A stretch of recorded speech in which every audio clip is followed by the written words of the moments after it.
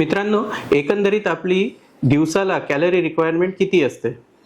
तर ज्या लोकांची बैठी जीवनशैली आहे, आणि मी ॲडल्ट्सबद्दल बोलतोय, ज्या लोकांची बैठी जीवनशैली आहे त्यांची जवळपास 2000 ते 2200 एवढी कॅलरीची रिक्वायरमेंट असते. जे लोक मॉडरेट काम करतात, म्हणजे खूप जास्त एक्झर्शन नाही पण एकदम बैठी जीवनशैली पण नाही, त्या लोकांची अराउंड 2400 ते 2600 कॅलरीजची गरज असते दिवसाची.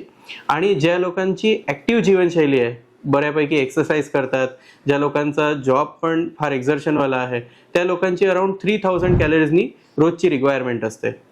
वयानुसार आणि मेल्स आणि फिमेल्स यामध्ये थोडेफार व्हेरिएशन असतात, पण ही एक रफ एस्टिमेट आहे.